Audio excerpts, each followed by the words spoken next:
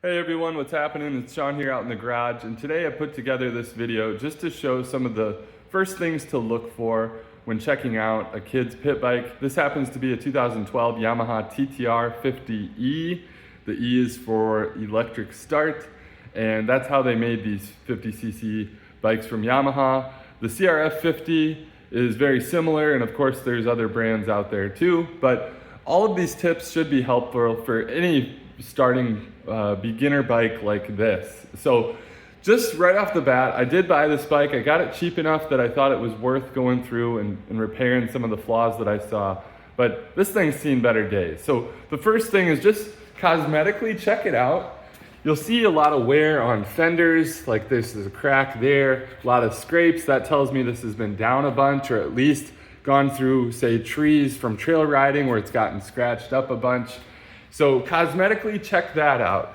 This front brake lever is really bent. That means this thing has been tipped over and bent that brake lever in. And you can see for a 5-year-old's hands, that could be a pretty far reach. So I'll be replacing that right away.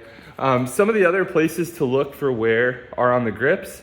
This grip actually is in decent shape on the edges, but you can see it's pretty well worn here on the throttle side. So I do have a set of mini grips that I'll be replacing these grips with too. Again, look at the ends, like this one here. You can see completely ripped through the end. Now maybe they did that on purpose if they had some hand guards, but I think this is caused from laying it down on its side, and that rubber just got eaten away from the metal handlebar, ripping it, and eventually it just got torn off. So again, those are just small things to kind of look for as you're just checking the bike out. The seat's got some rips in it, probably a good sign that it's been used a lot. The rear fender has this white kind of warping. Well, I almost guarantee you that's from this rear fender bending upwards like this. Say if the bike got looped or maybe wheelied hard or something like that. I don't know if it's gonna be wheelied in this case, but likely crashed, and you can see how that folded along that crease right there. So those are some of the things to look for just cosmetically. Another easy one to tell how much a bike's been used, and this is pretty true of just about any bike, look at the cases, or on some bikes, bigger bikes, you'll see the frame right here, and look for wear like this on some of the cases. That shows, if you're wearing boots, you're gonna rub that finish off. You can see that over here too, well worn on the cases. This one's likely sat outside. You can see on the head, there's some corrosion. Not necessarily, rust since it's aluminum, but there is rust on all of the hardware. Even like the fairing or the shroud bolts here starting to rust out. So it probably means this bike has sat outside. I'd say this thing's getting pretty clapped out. Nice part is on a little 50cc bike like this, little TLC will go a long way, and as long as it still runs, you probably can get it through, if it's for one of your kids or your grandchildren, probably will make it through their time with it, and you can, clean it up and pass it on to the next kid to enjoy for a year or two. So another thing I always look for, it's gonna be down here at the tires. I don't know if you can see that. There's a 4-number code. It's either on one side of the sidewall, and this code here tells you the date of the tires. So this is the 31st week of 2019 is how old that tire is. It's not uncommon, especially on these small bikes like this, that they've got original tires on them. It's not the end of the world, but if they're getting dry rotted or cracked, it is something I would recommend replacing, just because you don't want your little one to have a tire pop on them and cause a crash or something like that. So you can check both the front and rear, again, the same way. That's how you read them. The first 2 digits are gonna be the week, and the last 2 digits are gonna be the year. So something else I noticed right away, this is an aftermarket fuel line, which is fine, but this is where the key switch normally would be on one of these TT-Rs. So when I go down and look at the wiring on this bike, they wired their own switch for the ignition. So basically they bypassed the ignition. Could be a sign that the bike is possibly stolen or they lost the key, which is the case of this bike. And so they wired in their own switch. Now, I went and I found a used ignition switch with a key that I will be completely replacing that. To me, that's a little sketchy. And you know, you always want at least a kill switch that's working, which this one is. But to me, having the key function the way it should is also something I'd like for my kids, right? So another thing you can check is throttle play.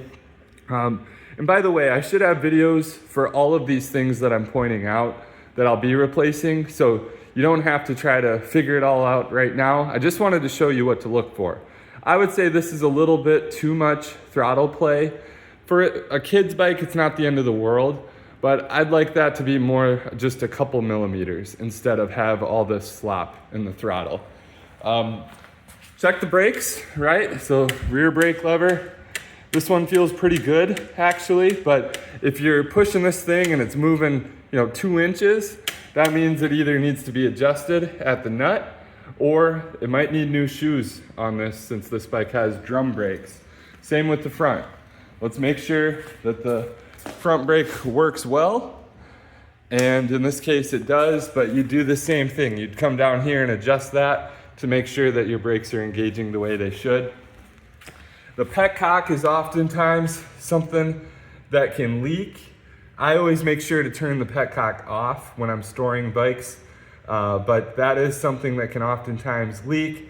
You'll have fuel get past the petcock and go into the carburetor. It'll sit at the bottom of the bowl, and over time you're gonna wear out your carburetor internals, and or it'll start leaking from that overflow. Or I guess the overflow is up on the other side, but this one is where you would, drain that carb out. But anyway, if you got a leaking, fuel leaking, check for that. You could turn the petcock on and just let it sit for a little bit, see if you start to notice a fuel smell or a leak.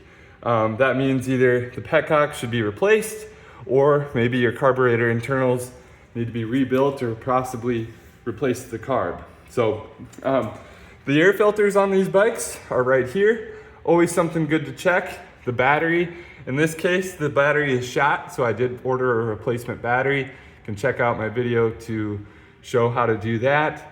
I will be replacing these plastics. They're not in terrible shape, but I just want it cleaned up for the little kid.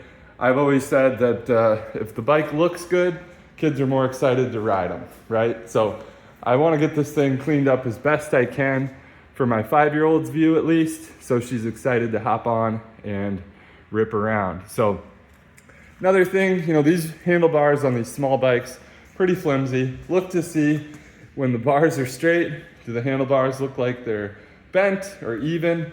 They are a little spendy actually for the stock handlebars on these small bikes. Same with the CRF50. I know they don't give those things away. So just a few things to look for. A drivetrain is always another one to check out.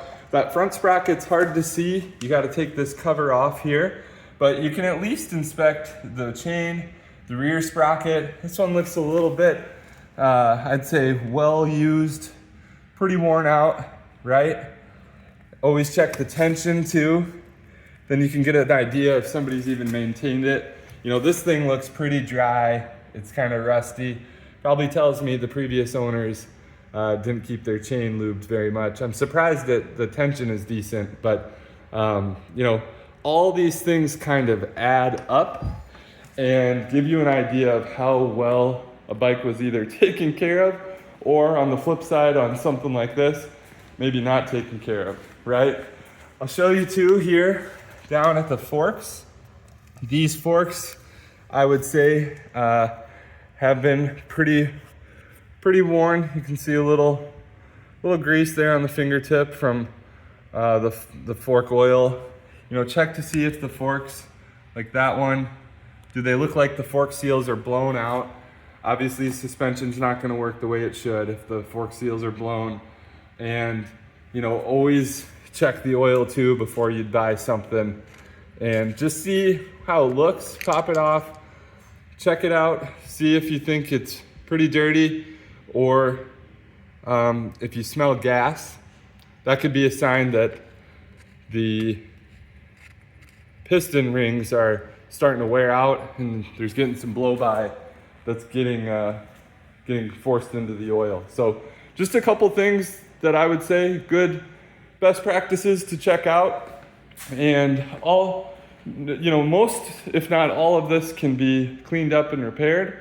Doesn't mean the finish is always going to be perfect like brand new, but we can really clean this thing up. So if you're interested, or if you notice some of the same things that I did here, check out my other videos and I'll give you a step-by-step process on how to clean some of these things up on your Yamaha TT-R50.